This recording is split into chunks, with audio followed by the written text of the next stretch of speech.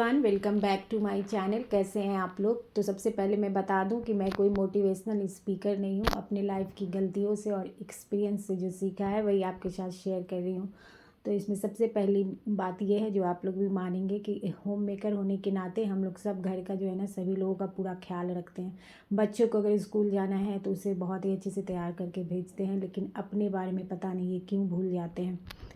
तो कहने का मतलब ये है कि हर कोई अपने काम करनी जगह पे अच्छे से रेडी होकर अच्छे से तैयार होकर जाता है। तो आप घर होम मेकर भी जो है वो पूरे दिन जो है घर में इतनी सारी काम करती हैं, उनकी इतनी सारी जिम्मेदारियां निभाती हैं, तो उनका वर्क पैलेस उनका घर ही है। तो आपको भी है ना अपने घर के काम की शुरुआत जो है ना अच्छे से रेडी होकर करना चाहिए। बहुत सारी होम मेकर यही सोचती हैं कि घर ही में तो रहना है, रेडी होकर क्या करना है, कौन आएगा कौन देखने वाला है। लेकिन आपको जब एक बार घर में के काम के शुरू होने से पहले आप अच्छे से रेडी होकर काम करेंगी ना तो आपको बहुत अच्छा लगेगा। आप यकीन मानिए आपको बहुत अच्छा फील होगा। कोई ज़रूरी नहीं है कि बहुत अच्छे नए कपड़े पहनना है, हल्का फुल्का अच्छा साफ़ सुथरा कपड़ा और बाल कंघी करना और अच्छे से रेडी होकर जब आप काम की शुरुआत करेंगे ना तो आपको बहुत ही अच्छा फील भी होगा, बहुत ही पॉजिटिव वाइब्स भी आएगा।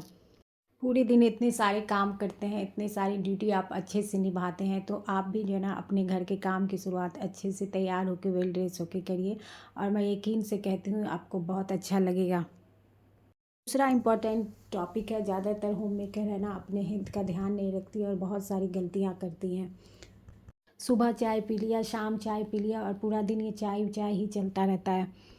कोई टाइम टेबल खाने पीने का नहीं होता है। जब टाइम मिल जाता है, जब काम कंप्लीट हो जाता है तभी ही हम लोग कुछ अपना ध्यान आ पाता है। तो यही बात है कि जब मुझे तो नहीं लगता है कि जब तक आप अपनी सेहत का ध्यान नहीं रख पाएंगे तो अपने फैमिली का भी आप ध्यान नहीं रख पाएंगे। और ये सबसे इम्पोर्टेंट पार्ट है, क्योंकि हेल्थ ही सब कुछ होता है। अपने खाने का ख्याल रखना, पानी का ख्याल रखना कि कितना हमें पानी पीना है, और जैसे भी है अपने हेल्थ का ख्याल रख के एक्सरसाइज करके अपने हेल्थ का ख्याल ज़रूर रखिए। तीसरा है वो ये बहुत इम्पोर्टेंट है कि जो आपके पास्ट में हुआ है ना उसे भूल जाना है।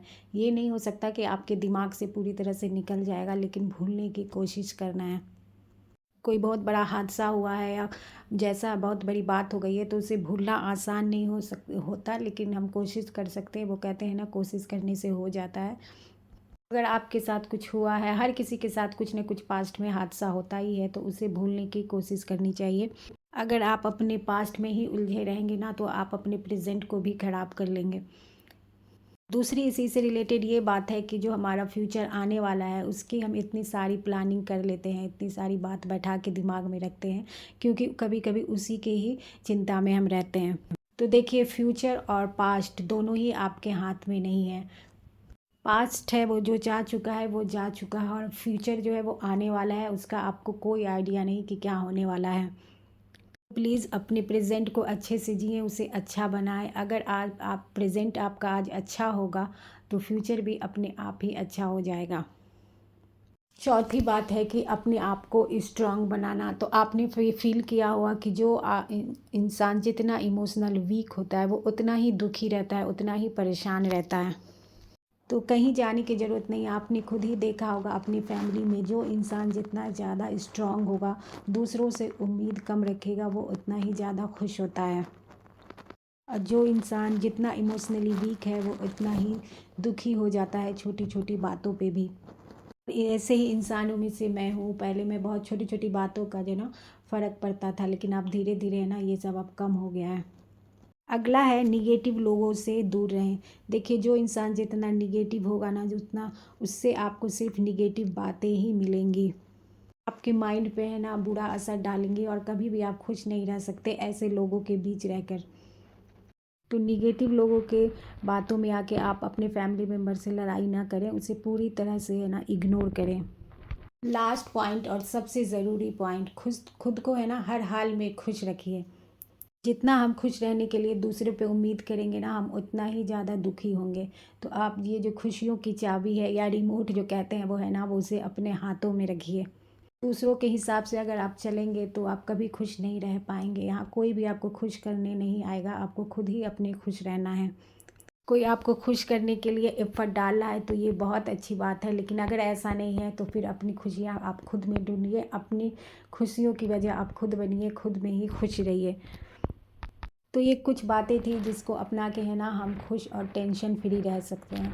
तो बता दूं आज फ्राइडे है, तो बस यहाँ मैं ना लंच में बना रही थी चिकन गार्लिक रोस्ट। तो बहुत ही सिंपल और बेसिक मसाले से बन जाता है, लेकिन इसका टेस्ट जो है ना बहुत ही औसम होता है। तो यहाँ जो सारी चीज़ें उनको मैंने मिक्स करके डाल दिया था, इसे मैरिनेट करके। तो देखिए इसमें नींबू, एक नींबन जो है ना ज़रूर डालना है, उसका जो खट्टापन होता है ना बहुत इसी से ये अलग बनता है।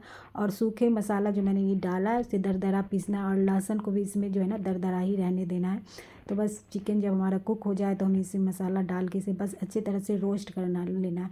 तो आपने देखा ही होगा मैंने सारे इंग्रेडिएंट दिखाए आपको, मसाले जो इसमें डाले हैं, लेकिन कुछ सब बेसिक ही मसाला है और इसे बिल्कुल सूखा ही रखना। और ये झटपट बन के तैयार हो जाता है, इसे ज़्यादा कुक नहीं करना होता, गलाना नहीं होता है, क्योंकि वो लेमन से ना आधा गल ही जाता है। तो ये है बहुत ही चिकन रोस्ट, पराठा रोटी चावल सब के साथ ये बहुत टेस्टी लगता है। और इसी के साथ मैंने बनाया था आज आलू पुलाव, बिल्कुल सिंपल सा। तो आप चाहें ना तो अभी सर्दियाँ हैं तो इसमें मटर और थोड़ा सा गाजर भी ऐड कर सकते हैं। तो बस यहाँ मैंने पैन में ना ऑयल गरम कर लिया है अच्छे से, थोड़ा सा ज़्यादा जाता है ना चावल में ऑयल।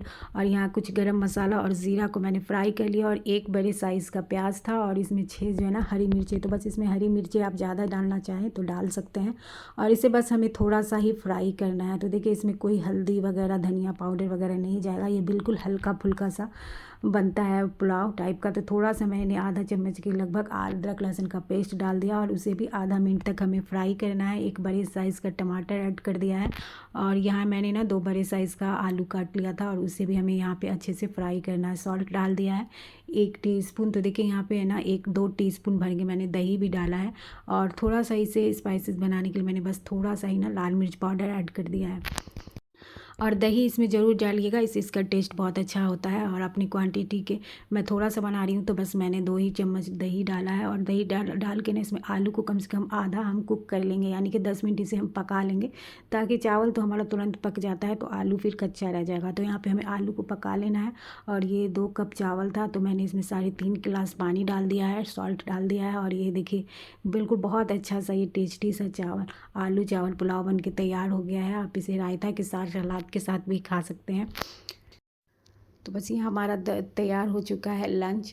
तो जैसे कि मैंने बताया आप पुलाव में मटर भी डाल सकते हैं, आजकल जैसे कि सर्दियाँ हैं, बहुत अच्छा मटर और गाजर भी इसमें ऐड कर सकते हैं, तो और भी ज़्यादा टेस्टी बन के तैयार होगा। तो बस यहाँ हमारा लंच रेडी हो गया था, और ये बहुत टेस्टी बनता है, तो ज़रूर ट्राई कीजिएगा। तो बस ये था आज का मेरा छोटा सा वीडियो पसंद आए तो प्लीज़ लाइक करिएगा, चैनल को सब्सक्राइब करिएगा। मिलूँगी नेक्स्ट वीडियो में आपके साथ, तब तक अपना बहुत सारा ख्याल रखिएगा। अल्लाह हाफिज़।